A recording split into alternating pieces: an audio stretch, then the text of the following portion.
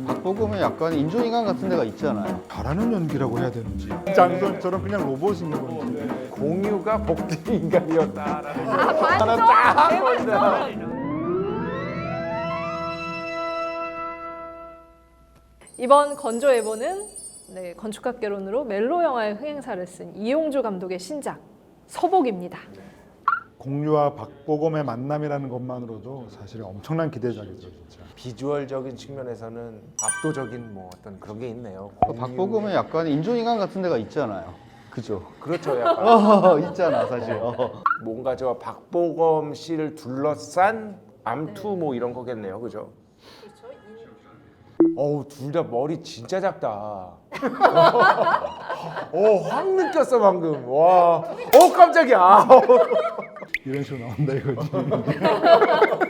4월 15일 대개봉. 인데 티빙과 극장 동시 동시 개봉이라는 개봉이구나. 굉장히 이제 그 이례적인 선택을 한 작품입니다. 그럼 지금부터 서복의 이야기를 좀 나눠보도록 할게요. 일단 박보검 배우가 네. 인조인간 AI로 나온다는 게 가장 큰 이제 주안점인데, 저는 예전에 이제 박보검 배우를 처음 본 게 이제 차이나타운이었거든요. 네. 거기서 진짜 인공지능 같은 연기를 했어요. 김고은 배우가 이제 수금을 하러 이제 박보검 배우가 있는 집으로 찾아갔는데, 그 수금을 하러 간 사람하고 수금을 당해야 되는 사람이 같이 식사를 하는 그런 장면이 만들어진 걸 보고 잘하는 연기라고 해야 되는지, 아니면 뭔가 설득력 있는 연기, 혹은 아니면 그냥 말 그대로 왜 장수원 배우인가요?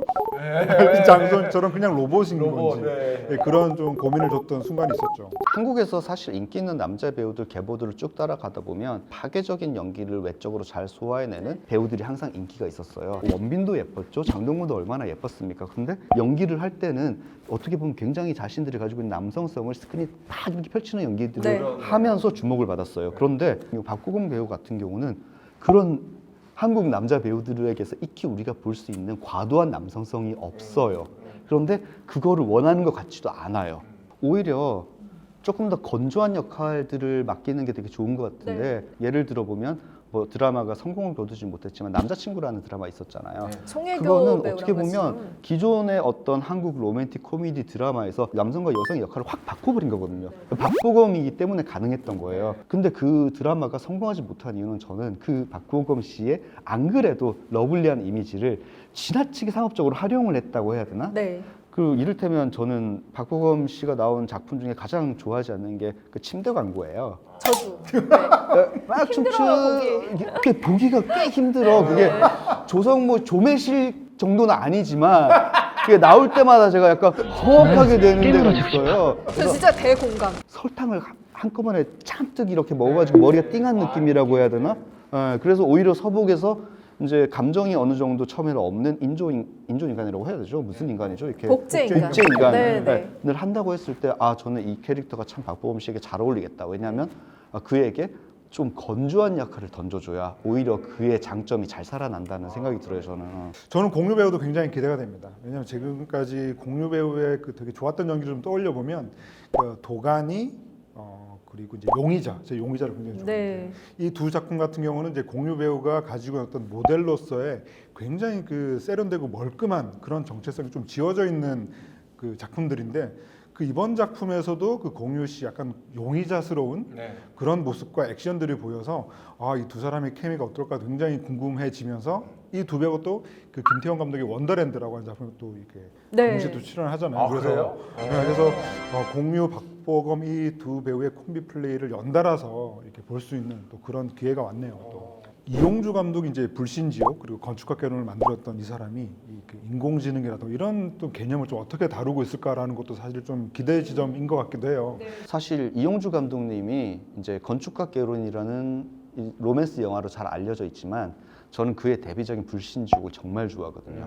제가 가장 주목했던 점은 이용주 감독이 장르의 클리셰를 가지고 와서 잘 활용하면서도 그 클리셰를 넘어서는 순간들을 보여줘요. 정말로 결말 같은 경우는 한국 호러 영화에서 보여주지 못했던 지점까지 나아가는 부분이 있거든요. 그래서 서복 같은 경우 저는 비주얼이나 배우들의 면모와 소재를 봤을 때 이게 그렇게 특별할까라는 생각이 들기도 하지만, 저는 이용주 감독이 장르 속에서 그 장르의 힘을 풀어내는 그 능력을 굉장히 믿고 있기 때문에 네네. 서복을 굉장히 기대를 하게 돼요. 저도 굉장히 마찬가지 생각이 있는데 사실 이제 그 건축학개론이라는 그 멜로라는 어떤 장르를 이용주라는 사람이 만났을 때 이걸 어떻게 그 자기 색깔로 만들어내냐에 대한 하나의 해답을 줬다라는 생각이 들거든요. 이 서복도 이 SF물을 이용주가 만들면 분명히 불신지옥이나 건축학개론 같은 굉장히 좋은 효과를 낼 수 있겠다라는 기대감이 분명히 있는 건 거죠. 네. 축하께로는 진짜 정말 노래 아련한가요? 부르시려고 네. 지금 노래 부르려고 하는 것 같아요. 아뭐 네. 이제 버틸 수 없다고 버티기 힘들다. 그런 생각을 해봐요. 그러니까 공유가 맡은 캐릭터는 죽을 수 있는 어떤 운명에 처해 있는 것 같아요. 이 복제 인간은 죽지 않아요. 영생을 얻고 있단 말이죠. 처음에는 이제 공유가 이 복제 인간을 데리고 가는 게 임무였겠지만 서로가 서로를 케어해주는 순간이 오겠죠. 그러면서 제 생각에는 이게 그러니까 이게 멜로로 빠지지 말아야 된다는 대전제를 감독이 세운 이유는 멜로가 아니면 친인척이라는 얘기입니다.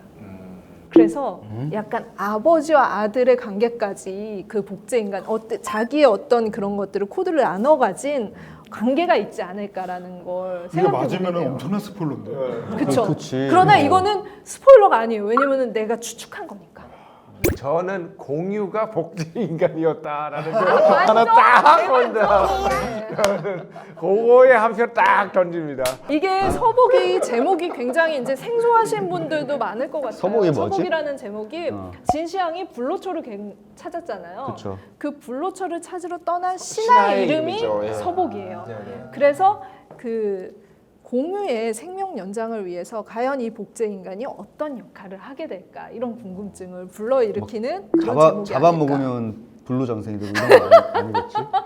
내 심장을 먹으라 인간 뭐 이러고. 저는 공유가 복제 인간인 박보검을 살리기 위해서 자신을 희생하고 복제 인간이 자신만의 운명을 개척하는 길을 떠나게 만들어줄 것 같아요. 네, 우리 그러면은 영화 나오지도 않았는데 이런 거를 해도 될까요? 각자 예상 스코. 네. 날도 따뜻해졌고 네. 갑갑해.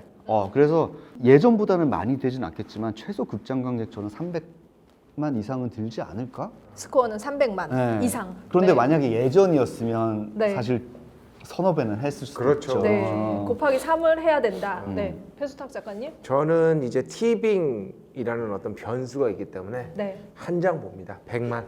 아, 극장 관객 수는 100만. 한 장이라는 거. 저는 그 코로나 시국 이전이라고 가정하고 저는 650만. 네. 왜 혼자서 이전이라고 가정해? 우리는 이전이라고 그러니까 가정 안 지금 했는데. 우리가 SF 예상 네. 관객을 할 때 제일 그게 편하기도 하고 그렇죠. 예. 다음 예고편 이제 개봉이 급박해서 나올 예고편에서는 좀 규모가 큰 장면을 한두 장면 이렇게 예고편에 좀 집어 넣었으면 좋겠어요. 네, 그래서 그런 것들은 그래야 극장으로 네. 보러 그쵸. 들어가요 사람들이 그렇죠. 지금은. 네. 어쨌든 예고편은 처음은 좀 캐릭터 위주로 풀어나가는 거여서 다음 예고편을 또 기다려 보죠. 네. 우리 중에서는 누가 가장 먼저 백신을 맞게 될까요? 여기서. 오, 아 나이가 제일 제가 제일 늦게 받겠죠. 아 나이 순으로 맞는. 그렇죠. 나이 네. 그렇지. 그러면 저는 아니고요. 제일 먼저 맞아야지. 제가 제일 오래 살 걸로 예상이 됩니다. 압도적으로 일찍 맞겠네. 알겠습니다.